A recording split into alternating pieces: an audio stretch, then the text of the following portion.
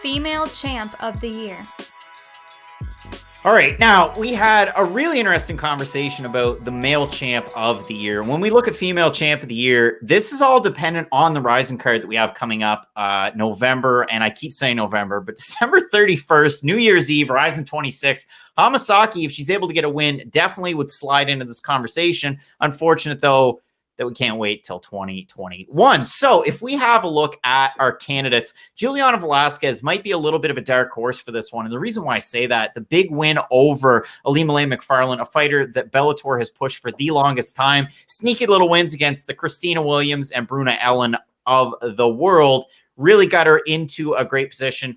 Huge win for Giuliana Velasquez and for Brazil, getting that belt around her waist closer to the end of the year. You also have Cris Cyborg, again, Bellator featherweight champ, absolutely beat Julia Budd pillar to post, looked amazing in that fight, submitted Arlene Blencowe, beat her up on the feet. She looked amazing in both of those contests. We also had Zhang Weili. I mean, fight of the year against Joanna Jędrzejczyk. We'll get to that a little bit later. It's unfortunate, though, that for Zhang Weili and for Amanda Nunes, only one fight this year. Amanda Nunes getting the huge statement win over poor Felicia Spencer. Again, a Canadian kudos has to go to Felicia Spencer for withstanding that fight.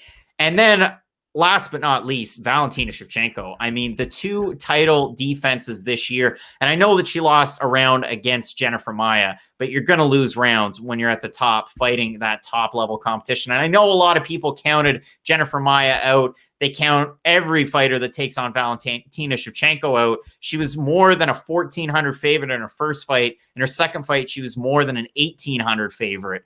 That stuff's unheard of in MMA, and she continues to win. Matt, I'm going to throw it over to you. Again, tilted bow tie.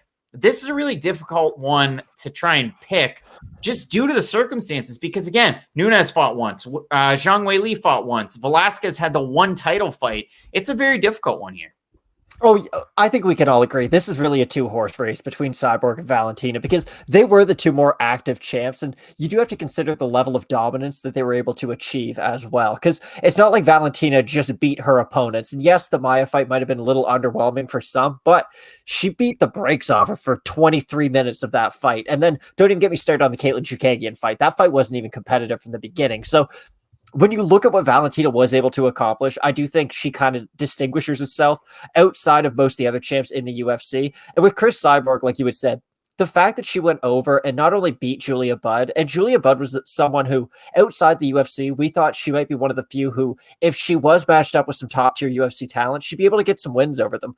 And for Cris Cyborg to not really even have a competitive fight with her, just march her down for 4 rounds and then knock her out, it was super impressive. The Blencowe fight, listen, she was going to win that fight no matter what. Like, there was no way Arlene Blencowe was going to be able to beat Cris Cyborg, but still the level of dominance that she was able to show in that fight, it was never even competitive. So I really do think it comes down to either Valentina or Cris Cyborg.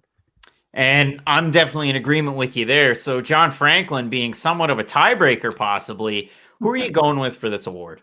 Well, I agree with everything Matt said, but I mean, listen, if we're splitting hairs, let's split hairs, right? Valentina was a bigger favorite in her fights and didn't perform as well as Cyborg did. So now you could play the UFC Bellator game if you'd like. I'm happy to play that game anytime anyone else is.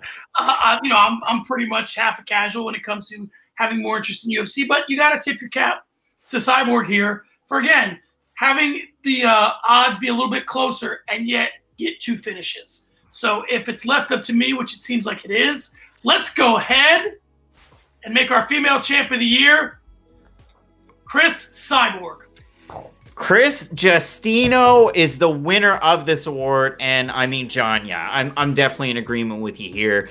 You look at those performances, it's like she didn't even miss a step. And it was really awkward, her departure from the UFC. There were a lot of mean things said, just like Dana White's hit piece on the media recently.